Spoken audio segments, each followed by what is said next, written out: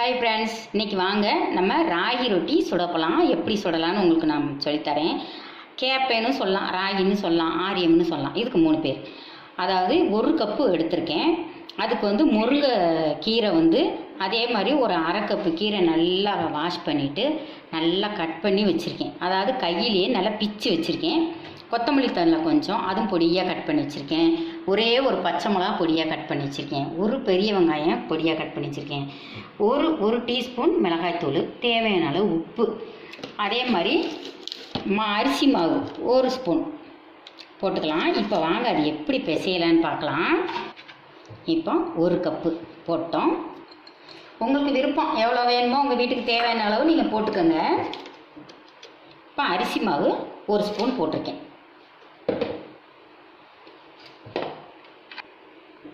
இப்போ இந்த கொத்தமல்லி தழை, இந்த கீரை முருங்கைக்கீரை, பச்சை மிளகா, 1 ஸ்பூன் பட்டர், இந்த வீட்டில் எடுத்த பட்டர் கொஞ்சம் போட்டுக்கோங்க. இல்லை நெய் இருந்தால் நெய் போட்டுக்கோங்க. இந்த வெங்காயம் இப்போ எல்லாம் போட்டாச்சு.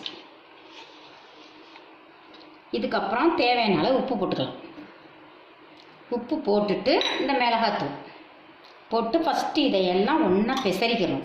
பெசரிட்டு அதுக்கப்புறம் தண்ணி பத்தலை அப்படின்னா நம்ம தண்ணி விட்டுக்கலாம். ஃபஸ்ட்டு எல்லாம் ஒன்றா கலந்துக்கலாம். நம்ம லைட்டாக சுடு தண்ணி தான் வச்சு பிசையணும். இப்போ இப்போ பிசைஞ்சாச்சு இல்லைங்களா? பிசைஞ்சதுக்கப்புறம் லைட்டாக சுடு தண்ணி, லேசாக சூடு இருக்கணும், அதை போட்டு நல்லா அப்படி பெசருங்க. இது ரொம்ப நல்லது, எலும்புகளுக்கு நரம்புகளுக்கு எல்லாத்துக்குமே நல்லது. வெயிட்டை குறைக்கணும் அப்படின்னு நினைக்கிறவங்க இந்த கேழ்வரகு ரொட்டி சாப்பிட்லாம். முருங்கைக்கீரையில் அயன் சத்து இருக்குது, எல்லாத்துக்குமே ரொம்ப நல்லது. நிறைய சத்துக்கள் நீங்கள் சாப்பிட்டீங்கன்னா அவ்வளோ நல்லது. சுகருக்கும் நல்லது, இது ஸ்கின்னுக்கும் நல்லது. எல்லாமே இந்த மாதிரி வீக்லி ஒன்ஸ், டெய்லி எடுத்துக்கிற முடியாதவங்க கூட வீக்லி ஒன்ஸ், அதாவது ஒவ்வொரு ஒரு நாளைக்கு கூழ்கண்டி சாப்பிடுங்க, ஒரு நாளைக்கு ரொட்டியாக சாப்பிடுங்க, ஒரு நாளைக்கு தோசை ஊற்றி சாப்பிடுங்க. எப்போ பார்த்தாலும் சாப்பாடு இட்லி தோசை சாப்பிட்றதுக்கு இதை கொஞ்சம் வித்தியாசமாக செஞ்சு பாருங்கள், உடம்புக்கும் ரொம்ப நல்லது.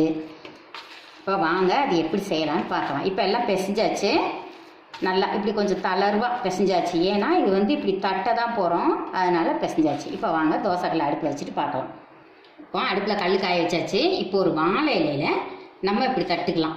உங்களுக்கு நல்லா பழக்கம் இருந்தது அப்படின்னா தோசைக்கல்லே வச்சு டைரெக்டாக தட்டலாம். இப்படி வாழை இலையில் தட்டிக்கிட்டால் நமக்கு ஈஸியாக இருக்கும். நல்லா மெல்லிசாக தட்டிக்கங்க.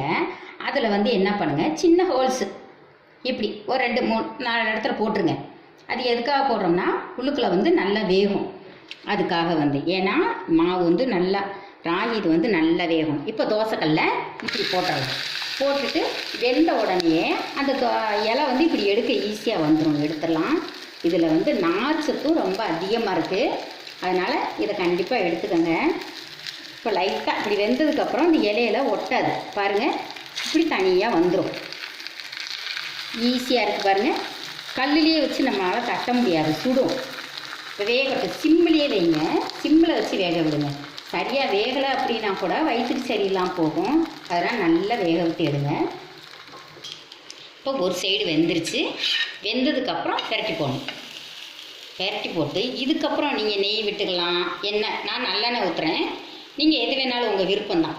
வெந்ததுக்கப்புறம் தான் ஊற்றணும், வேகிறதுக்கு முன்னாடியே ஊற்றிடாதீங்க. அடுத்து இந்த ஹோல்ஸ் போட்டிருக்க முடியுங்களா, அதுக்குள்ளேயும் ஒரு ட்ராப்ஸ் ஊற்றுங்க. ஊற்றி வேகட்டும்.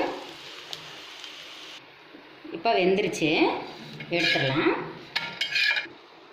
இதே மாதிரி இதே அளவுகளோடு செஞ்சு பாருங்கள். லைக் பண்ணுங்கள், ஷேர் பண்ணுங்கள். பிடிச்சிருந்தால் உங்கள் ஃப்ரெண்ட்ஸ்க்கெல்லாம் ஷேர் பண்ணி விடுங்க. தேங்க்யூ.